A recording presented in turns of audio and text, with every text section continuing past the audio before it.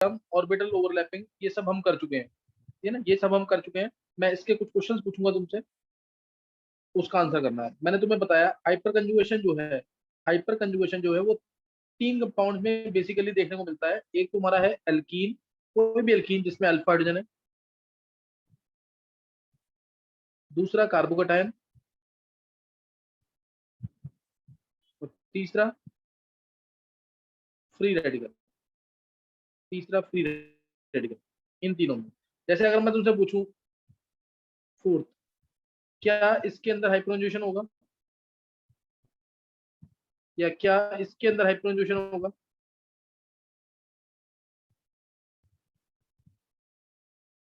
या फिर क्या इसके अंदर हाइपरकंजुगेशन होगा? चेक करो, बताओ जरा आंसर इसका। इनके अंदर हाइपरकंजुगेशन होंगे कि नहीं, फोर्थ, फिफ्थ और सिक्स के अंदर?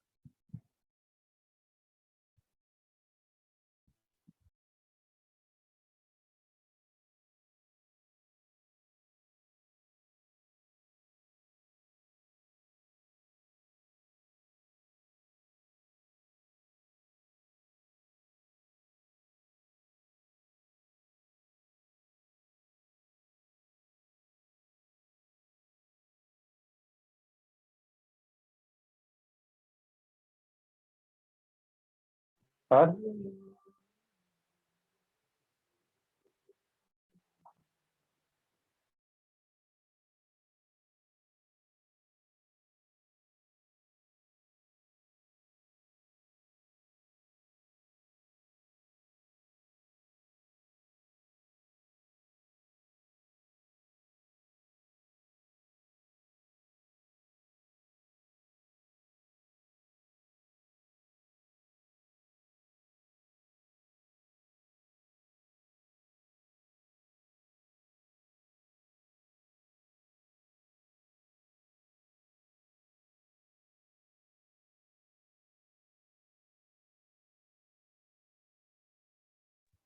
क्या आंसर आएगा इसका? होगी सर 4 और 5। फोर्थ, फिफ्थ, सिक्स में, तीनों में है, तीनों में तीनों में होगी, होगी। तीनों में होगी ये। इसमें अल्फा हाइड्रोजन दिख रहा है, तीन है। इसमें भी तीन है। इसमें रिवर्स हाइपरकंजुगेशन बता रखा है ना last time. Reverse hyperconjugation CCl3 only group है जो शो करेगा।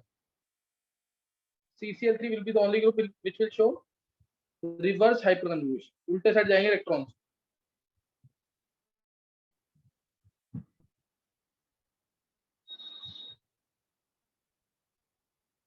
ये इलेक्ट्रॉन्स ऐसे जाएंगे। ये मैं लास्ट टाइम करा चुका हूँ तुमसे ना। फिर नेक्स्ट स्टेबिलिटी के क्वेश्चन अगर मैं पूछूं तुमसे, मैंने पूछा तुमसे स्टेबिलिटी ऑर्डर में, ध्यान देना। सबने पढ़ लिया ना उससे हाइपरकंजुगेशन?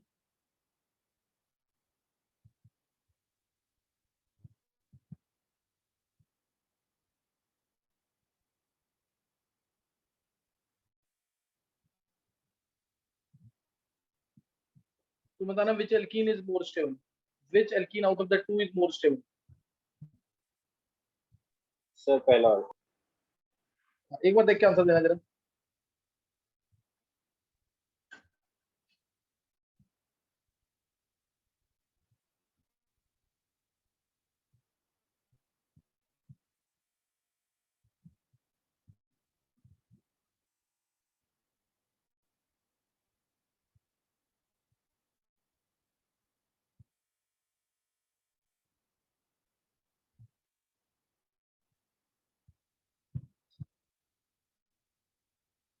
चलो बताओ फर्स्ट सेकंड में कौन सा स्टेबल है इसमें। ये पहला क्वेश्चन है, ये दूसरा, ये तीसरा,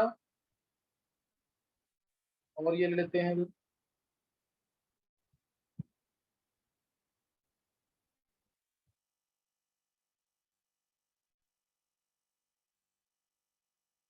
चलो बताओ, ये चार क्वेश्चन दिया मैंने, तुम बताना है which is more stable. First की सेकंड, सेकंड में भी फर्स्ट सेकंड, थर्ड में फर्स्ट सेकंड, फोर्थ में भी फर्स्ट सेकंड।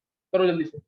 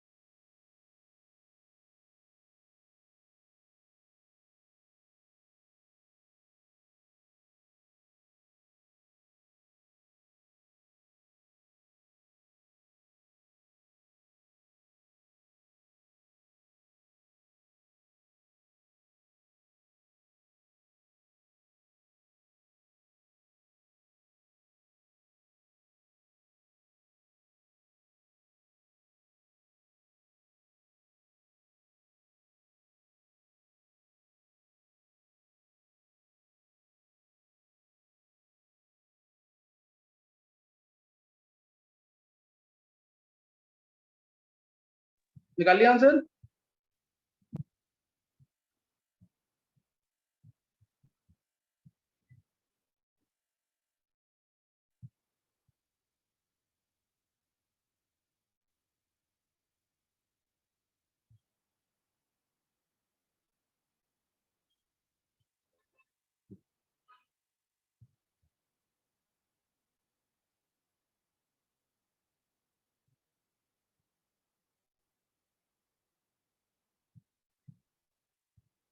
वन फिर इक्वल टू फिर वन वन, सबके आंसर वन, मतलब वन है। देखो उधर फर्स्ट केस में, फर्स्ट केस में फर्स्ट केस में इसमें कितने हाइपरजंक्शन बनेंगे? वेदांत बोल आंसर एक बार, कितने हाइपरजंक्शन है इसके अंदर? 10। 10। 3 यहाँ से ध्यान देंगे, सब बच्चों ने पढ़ा होगा, लेक्चर्स मैंने पहले भेजे हुए हैं और मैं रोज रिमाइंडर डाल रहा हूँ पढ़ने के लिए। देखो उधर 3 यहाँ से अल्फा अर्जन 3 ये भी अल्फा, ये भी अल्फा, ये भी अल्फा, ये भी अल्फा। यहाँ पे एच कितने होते हैं? 2। यहाँ एच कितने हैं? 2। तो इसलिए 3 अल्फा अर्जन ये रहे, 3 ये रहे, 2 ये और 2 ये, यानी 10 अल्फा अर्जन है इसके पास। 10 अल्फा अर्जन एटम है। और इस वाले के पास कितने हैं वेदांत? सर 8। हाँ, इसके पास टोटल है 2 यहाँ से, 2 यहाँ से, और यहाँ CH2CH3 है, तो 2 ये रहे, ये CH2CH3 है, तो 2 ये रहे। तो इसलिए कितने स्ट्रक्चर बन जाएंगे इसके? 8 अल्फा हाइड्रोजन है, 8 अल्फा हाइड्रोजन है, तो 8 स्ट्रक्चर बन जाएंगे इसके अलावा। तो इसलिए स्टेबल क्या है? फर्स्ट वाला। स्टेबल क्या? फर्स्ट वाला। ये तो दोनों स्ट्रक्चर सिमिलर है, तो इक्वली स्टेबल। दोनों स्ट्रक्चर सिमिलर है, इक्वली स्टेबल, दोनों इक्वली इक्वली स्टेबल स्ट्रक्चर्स हैं। कितने हाइपरजंक्शन बनेंगे इसमें? कितने हाइपरजंक्शन बनेंगे इसके अंदर? 3। कितने बनेंगे? 3। हाँ, एक यहाँ से, 2 यहाँ से, तो 3 हाइपरजंक्शन बन जाएंगे। 3 ऐसे ही इसमें भी 3 बनेंगे, एक यहाँ से, 2 यहाँ से। नेक्स्ट वाले सेक्टर में विच इज मोर स्टेबल?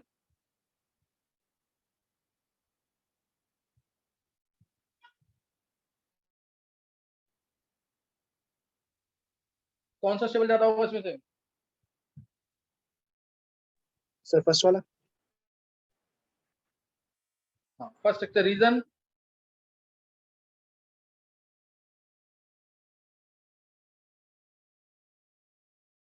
हाँ बिल्कुल सही, रेजोनेंस इफेक्ट आ गया इसके अंदर, और इसमें कोई रेजोनेंस नहीं है। हाइपरजंक्शन देखोगे बराबर है दोनों के अंदर, हाइपर कंजूशन दोनों के अंदर बराबर है। 2 सेक्टर यहाँ से बनेंगे, 2 यहाँ से। हाइपरजंक्शन इधर भी, 2 इधर, 2 इधर। हाइपर कंजूशन बराबर है, हाइपर कंजुगेशन बराबर है, दोनों साइड 2-2 सेक्टर, 4 अल्फा हाइड्रोजन है। इधर भी 4 हैं, इधर भी 4 हैं, तो इसलिए चेक करेंगे पहला इफेक्ट क्या है? रेजोनेंस। इसमें रेजोनेंस हो रही है, इस वाले में कोई रेजोनेंस नहीं। नेक्स्ट वाले सेक्टर में, ये सेक्टर थोड़ा रब हो गया, ये था ना स्ट्रक्चर। ये fourth question most important, fourth question most important. Which is more stable? Sir first. Second वाला। फिर सेकंड वाला। सेकंड वाला बोला, सेकंड वाला किसने बोला है? सर आकाश। आकाश, सेकंड वाला क्यों स्टेबल है? इसमें कितने अल्फा हाइड्रोजन है? कार्बो कटायन है तो सर वो ज्यादा स्टेबल होगा, मतलब रिंग कार्बो बन रही है कटायन? सर। सर वो रिंग बन रही है तो जो एंगल स्ट्रेन है वो कम हो जाएगा वहां से। अच्छा सही है, ये आकाश ने दिया आंसर। Yes sir. 11th वाले किसी बच्चे का सही था। ये बहुत इंपॉर्टेंट क्वेश्चन है, आंसर तो सर, देखिएगा। कनिष्क। अल्फा हाइड्रोजन कितने हैं इसके अंदर? अल्फा हाइड्रोजन इसके अंदर कितने हैं? 3 यहाँ से, 2 यहाँ से, 5 अल्फा हाइड्रोजन है इसके बाद। इस वजह चेक करोगे तो 4 अल्फा हाइड्रोजन है, 2 यहाँ से, 2 यहाँ से। फिर भी स्टेबल ज्यादा कौन सा है?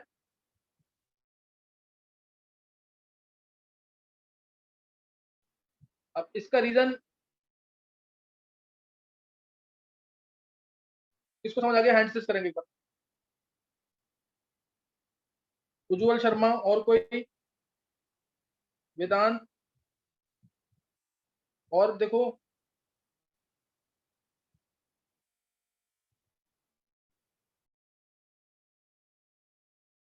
चलो और रीजन देखेंगे अगर। देखो पहला वाला जो केस है, बहुत ध्यान सुनना, पहला वाला जो केस है इसमें ये कार्बन, एक मिनट, ये वाला कार्बन और ये वाला कार्बन, ये दोनों sp2 है। sp2 में एंगल की रिक्वायरमेंट कितनी होती है? sp2 में एंगल की रिक्वायरमेंट कितनी होती है? 120 की? नहीं ध्यान, ये बहुत ध्यान समझना, इंपॉर्टेंट रीजन है इसका।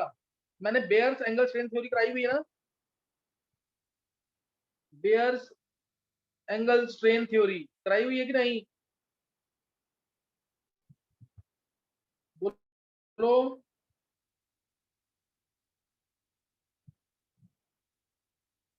मैंने बेयर्स एंगल स्ट्रेन थ्योरी कराई है कि नहीं वेदांत? सर शायद नहीं कराई।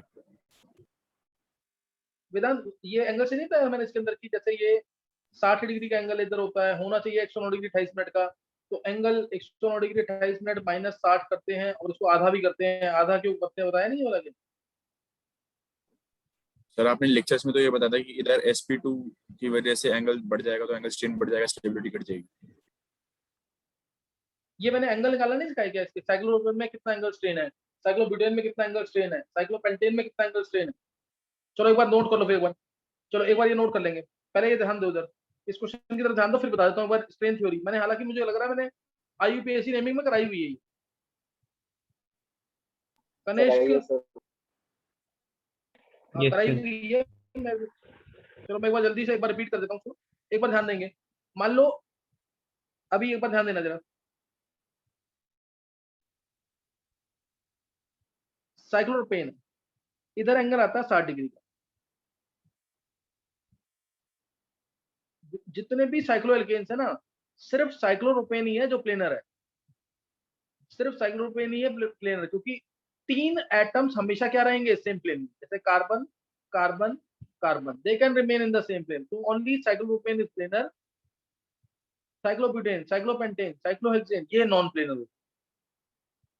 ये ध्यान रखना चीज का, 3 एटम सेम प्लेन में रह सकते हैं, ये तो यूनिवर्सल ट्रूथ है, सबको पता है, इसलिए साइक्लोप्रोपेन इज ओनली प्लेनर। लेकिन अगर साइक्लोप्रोपेन भी तुम चेक करोगे ना, पूरा मॉलिक्यूल अगर इसका 3D स्ट्रक्चर चेक करोगे, तो उसमें ये वाला एच ऊपर एच कर देखें तब ये प्लेनर नहीं मानेंगे हम। इसका एच ऊपर है तो ये एच नीचे की तरफ, ये एच ऊपर 3D है ना, ये तो एच ऊपर एच नीचे। समझ आ रही बात कि नहीं, क्या बोल रहा हूँ मैं? नहीं समझ आ रहा वेदांत? नहीं सर आ रहा है। हाँ, तो साइक्लोप्रोपेन प्लेनर है, लेकिन एच अगर कंसीडर करेंगे तो एच ऊपर नीचे होंगे, तीनों एटम सी जो है they can remain in the same plane. अब ध्यान देना, अब इधर कार्बन की हाइब्रिडेशन कितनी आ रही है? बोलो, कार्बन की हाइब्रिडेशन कितनी है? sp3 है, sp3 तो एंगल कितना होना चाहिए यहाँ पे? 109 डिग्री 28 मिनट का,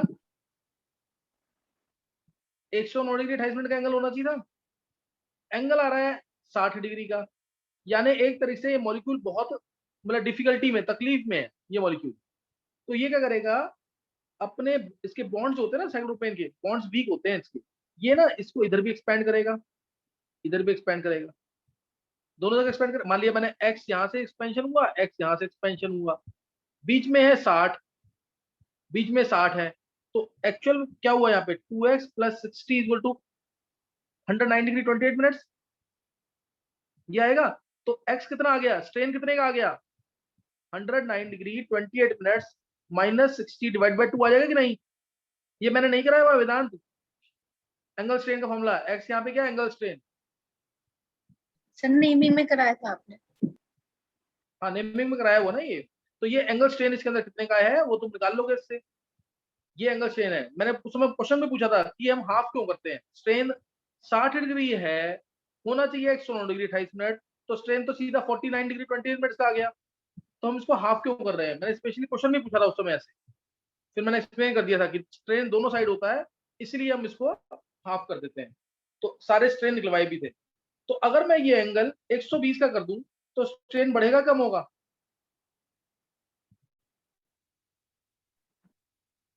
सर सर कम होगा। कम होगा स्ट्रेन, स्ट्रेन बहुत ज्यादा बढ़ नहीं जाएगा। अगर ये एंगल की ज्योमेट्री रिक्वायर करती है 120 डिग्री एंगल, ये 60 डिग्री एंगल है, अब डिमांड कर रहा हूं मैं 100, पहले 109 का डिमांड कर रहा था, अब 120 डिग्री, तो स्ट्रेन तो बढ़ गया ना।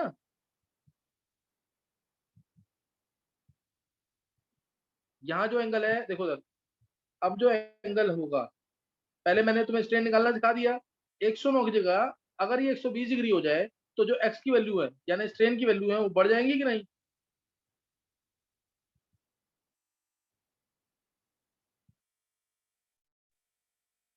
देखो क्लियर हो रहा है कि नहीं? नहीं क्लियर होगा तो फिर बड़ी दिक्कत आएगी।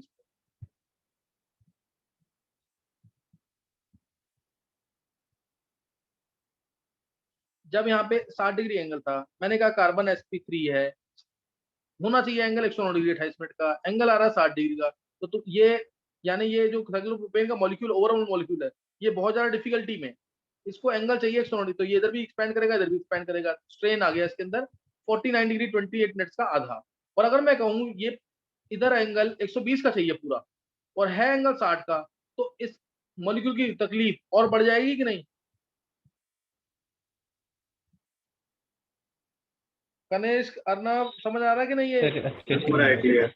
कर दूं हाँ सर, ये क्लियर नहीं हुआ। नहीं हो पा रहा है। चलो देखो, अभी जब ये मॉलिक्यूल है, इसमें एक कार्बन एटम है जो sp2 है, इधर दो कार्बन एटम है जो sp2 है, तो एंगल की रिक्वायरमेंट दो जगह ज्यादा होगी कि नहीं? पहले रिक्वायरमेंट थी 109 डिग्री 28 मिनट की, अब उस रिक्वायरमेंट को मैंने बढ़ा दिया, कितना कर दिया? 120 डिग्री, तो और ज्यादा तकलीफ में आ गया मॉलिक्यूल की नहीं? Yes sir. Yes sir. अब भी समझ नहीं आया? इधर क्या है, सिर्फ एक ही कार्बन है जो sp2 है, रिंग के अंदर वाला, ऊपर भी sp2 है लेकिन वो रिंग में नहीं है, ये कार्बन एक sp2 है, तो यहाँ पे एंगल ये चाहेगा 120 डिग्री का हो, लेकिन एंगल तो 60 डिग्री का ही है, तो इसकी तो तकलीफ बढ़ गई ना? नहीं समझ आ रहा? Yes sir. यस सर, समझ आ गया। तो यही चीज तो मैंने पूछी है ऊपर। एक बार 11th वाले बच्चे हैंड रेज करेंगे जिनको समझ आ गया है। ये मॉलिक्यूल मैंने जो एक्सप्लेन किया है, why this is more stable in spite of lesser number of hyperconjugative reactor. जल्दी से अनीश को समझ आ गया, वेदांत को, उज्जवल को, कनिष्क को, निवृत्ति को, छवि को समझ आ गया, अर्नव को, कृष्णा को, निशी को, अंशिता को भी समझ आ गया, बहुत अच्छे। 10 बच्चों को समझ आ गया। 12th वालों को तो सबको समझ आ गया ना? 12th वालों को सबको समझ आ गया है? Yes sir. उनको कोई दिक्कत नहीं होनी चाहिए। हाँ, उनको समझ आ गया होगा, उनको दिक्कत नहीं होनी चाहिए। उन्होंने लास्ट ईयर भी किया हुआ इसलिए। तो देखो इधर, तो इसलिए this molecule is more stable. Second, ये वाला मॉलिक्यूल, ये मॉलिक्यूल ज्यादा स्टेबल, क्योंकि इसमें एक ही एटम है जो तकलीफ में है, इसमें दो एटम है जो sp2 है और रिंग के अंदर है, इस वजह से this is more stable. Baeyer's angle strain theory मैंने पढ़ाई हुई है, एक बार जल्दी से देख लेंगे। देखो bears angle strain theory,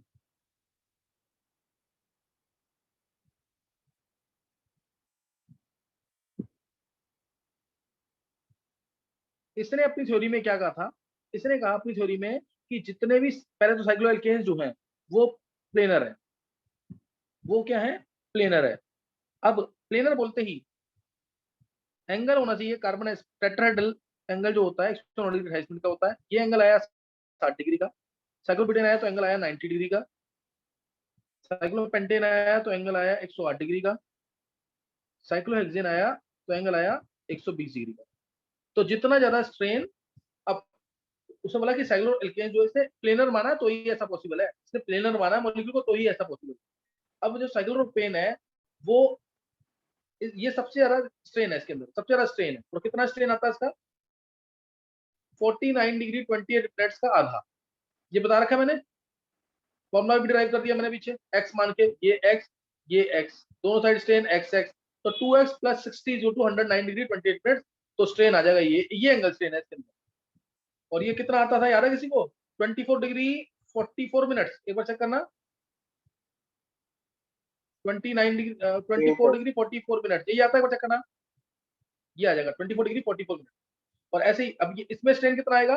100 9 degree 28 minute minus 19 यानी 19 डिग्री 28 मिनट्स डिवाइडेड बाय 2, ये स्ट्रेन आएगा इसके अंदर दोनों साइड से, इधर से भी और इधर से भी, एक्स एक्स मान लेगा स्ट्रेन, तो इसके लिए आधा कर देंगे तो ये कितना आ जाएगा 9 डिग्री 44 मिनट। एक बार चेक कर लेने कैलकुलेशन, 9 डिग्री 44 मिनट का स्ट्रेन आ जाएगा। इसमें स्ट्रेन सबसे कम आएगा, इसमें कितना आएगा 1 डिग्री 28 मिनट का आधा, ये स्ट्रेन आएगा एंगल स्ट्रेन, तो ये कितना आ जाएगा 44 मिनट्स का। हाँ सर 44 मिनट्स का स्ट्रेन आ जाएगा। हाँ, और इसमें स्ट्रेन नेगेटिव वाला आएगा, इसमें कितना स्ट्रेन आएगा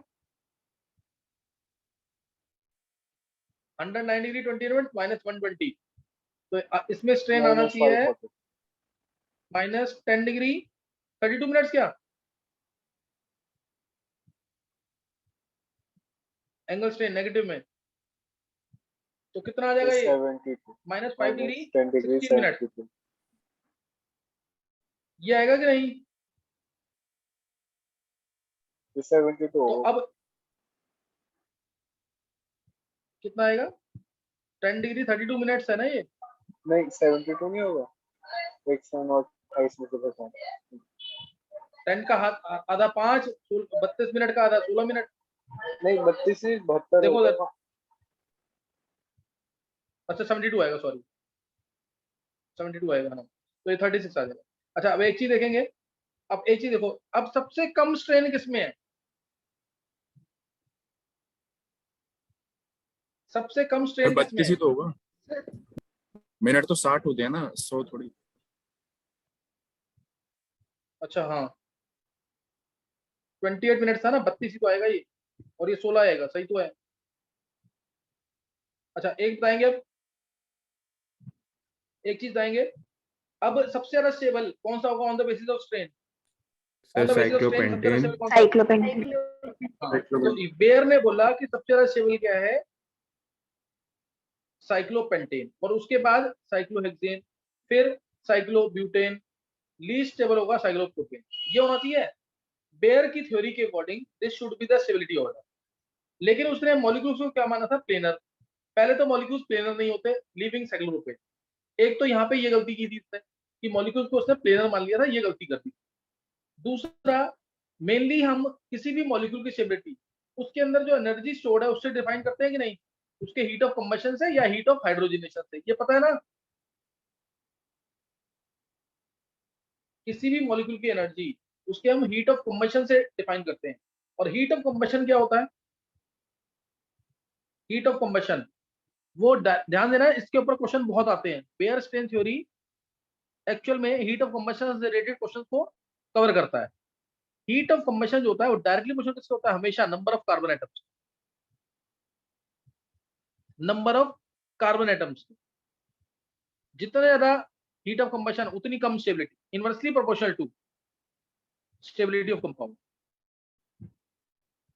अगर कंपाउंड के अंदर एनर्जी स्टोर ज्यादा है, अगर कंपाउंड के अंदर एनर्जी स्टोर ज्यादा है तो क्या होगा, वो कम स्टेबल होगा, वो कम स्टेबल होगा। और डायरेक्टली प्रोपोर्शनल टू ये भी कह सकते हो, directly proportional to strain, directly proportional to strain. जैसे मैंने अगर तुम्हें कोई क्वेश्चन दिया से एक क्वेश्चन करते हैं इसका, ले लेते हैं, चलो साइक्लोपेंटेन, आइसोपेंटेन, नियोपेंटेन। अब मैंने बोला इनको तीनों को स्टेबिलिटी ऑर्डर में अरेंज करो, तीनों को हीट ऑफ कंबशन में अरेंज करो या स्टेबिलिटी। एक ले लेते हैं साइक्लोहेक्सेन, एक साइक्लोहेक्सेन भी ले लिया, ये 4 कंपाउंड ले लिए, 1 2 3 4 और एक ले लेते हैं 5, ये इन चारों को हीट ऑफ कंबशन में अरेंज करना है। बताओ क्या आंसर आएगा, हीट ऑफ कंबशन भी आता है, स्टेबिलिटी भी आता है, निकालो आंसर।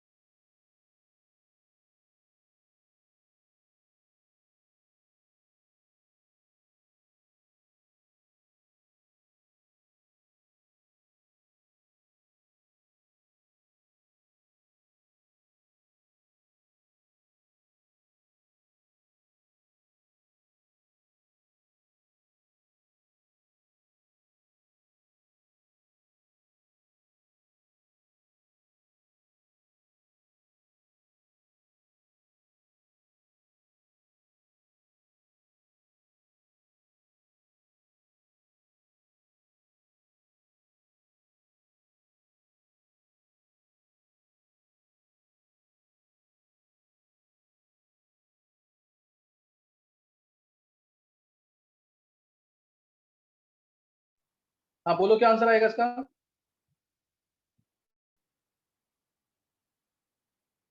वेदांत?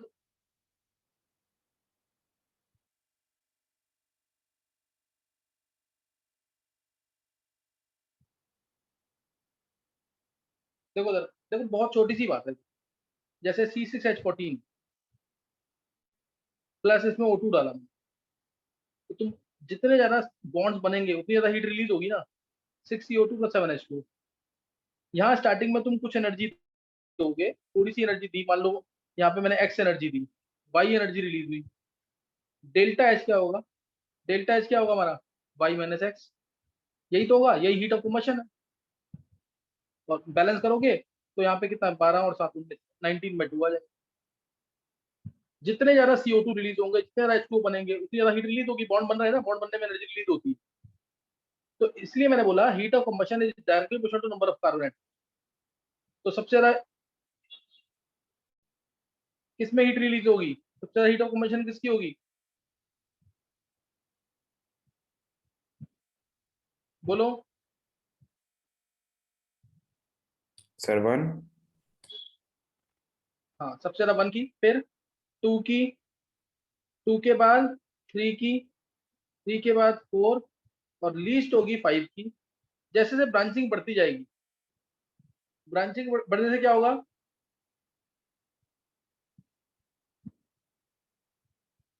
बताओ, ब्रांचिंग बढ़ने से क्या होगा? स्टेबिलिटी मिलती जाएगी। जितना ज्यादा कॉम्पैक्ट स्ट्रक्चर होगा ना, उतनी ज्यादा स्टेबिलिटी होती है। जितना ज्यादा कॉम्पैक्ट स्ट्रक्चर होगा उतनी स्टेबिलिटी ज्यादा होती है। सरफेस एरिया कम हो जाता है तो स्टेबिलिटी बढ़ जाती है। तो इसलिए 1 2 3 4 5 ये ऑर्डर ऑफ स्टेबिलिटी है, इसको ध्यान रखना। स्पेशली इन तीनों का पूछते हैं। वो दोनों तो मैंने ऐसे ही दे दिए, एक ज्यादा कार्बन वाला, एक कम कार्बन वाला। ये पूछेंगे इसके अंदर। तो सबसे ज्यादा स्टेबल मॉलिक्यूल कौन सा है? ये वाला। सबसे ज्यादा स्टेबल मॉलिक्यूल कौन सा है? ये वाला, neopentane. Most stable symmetrical molecule है, सबसे ज्यादा स्टेबल है। तो ये एक एग्जांपल ले लिया मैंने। इसके अलावा नेक्स्ट एक दो एग्जांपल और ले लेते हैं। जैसे मैंने ले लिया, अब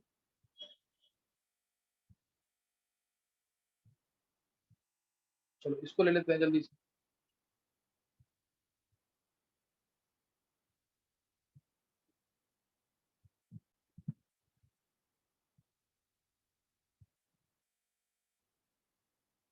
इनको तीनों को स्टेबिलिटी ऑर्डर में करो जल्दी से, या हीट ऑफ कम्बशन में अरेंज करो। हीट ऑफ कम्बशन,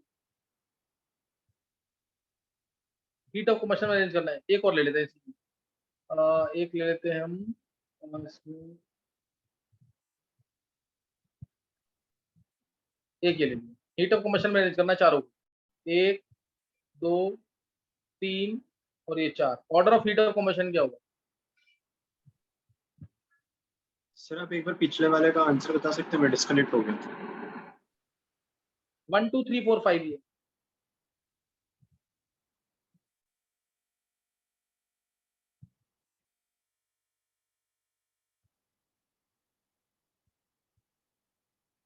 बोलो जल्दी से।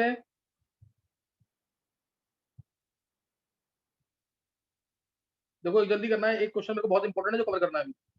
देखो इसके अंदर सबसे ज्यादा स्टेबल, इसमें सबसे ज्यादा हीट ऑफ कम्बशन, सॉरी सबसे ज्यादा हीट ऑफ कम्बशन किसका होगा? चलो ये ऑब्जेक्टिव का आंसर दो। सबसे ज्यादा हीट ऑफ कम्बशन किसका होगा? फोर्थ का। क्योंकि फोर्थ में हाइड्रोजन 2 ज्यादा है, तो वाटर के मॉलिक्यूल ज्यादा बन जाएंगे। नहीं समझ आई बात? हाइड्रोजन ज्यादा ना इसमें। इसका फॉर्मूला क्या है? C5H10 है। बाकी उनके फॉर्मूला क्या है? C5H8। चेक करो एक बार। नहीं समझ आई बात? सर आ गई। तो इसलिए पहले क्या आएगा? फोर्थ। अब उसके बाद तीनों में सब कुछ बराबर है। मैंने लिखा था ना, heat of combustion directly number of carbon atom, यानी एटम ज्यादा होंगे तो heat of combustion without any doubt ज्यादा हो। तो पहले आ गया C5H10, उसके बाद क्या आ जाएगा? अब ये सबसे ज्यादा स्टेबल है। रीजन क्योंकि इसमें रेजोनेंस हो रही है। उसके बाद इसके अंदर दोनों मॉलिक्यूल दूर, आइसोलेटेड डाइईन है ये, या ये कंजुगेटेड डाइईन है। ध्यान सुनो नाम इनके, ये कंजुगेटेड डाइईन है, ये आइसोलेटेड डाइईन है, और ये क्यूमुलेटेड। क्यूमुलेटेड यानी दो डबल बॉन्ड एक साथ हैं, जो हाईली अनस्टेबल होते हैं, allenes. Allenes are highly unstable. Clear? Allenes are highly unstable. तो ये तो हाईली अनस्टेबल है, तो इसकी एनर्जी सबसे ज्यादा। तो इसलिए इसकी हीट ऑफ कंबशन भी ज्यादा होगी, 4 फिर 3 फिर 2 फिर 1। देखो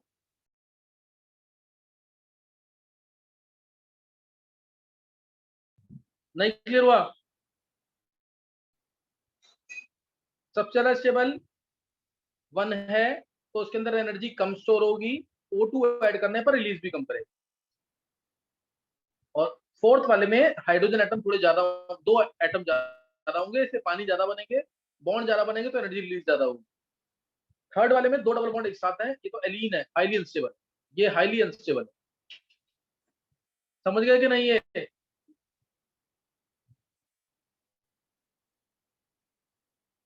बात समझ आ गई कि नहीं? वेदांत, यस सर। अब अगर मैं तुमसे पूछूं, हाँ अब अगर मैं तुमसे पूछूं इनका हीट ऑफ कंबशन का ऑर्डर क्या होगा? जो क्वेश्चन मेरे को करवाना था ना, मैं उस पर आ गया हूं। इनका हीट ऑफ कंबशन का ऑर्डर क्या होगा, ये क्वेश्चन था एक्चुअली में। क्या ये क्वेश्चन उसमें दे नहीं रखे हैं मेरे हाइड्रोकंजूशन के लेक्चर्स में? हीट ऑफ कंबशन के हैं। नहीं है? यस सर है। फिर तुम लोग आंसर क्यों नहीं कर रहे? तुम है लोग ऐसा सर। सुन रहे हो कि नया टॉपिक पढ़ा रहा हूँ। Heat of combustion, heat of hydrogenation दोनों होंगे ना? Yes sir. हाँ, तो फिर आंसर बोलो। अब इसका निकालो आंसर, यही क्वेश्चन था मेरा, इसको निकालो, भी रीजॉइन करो।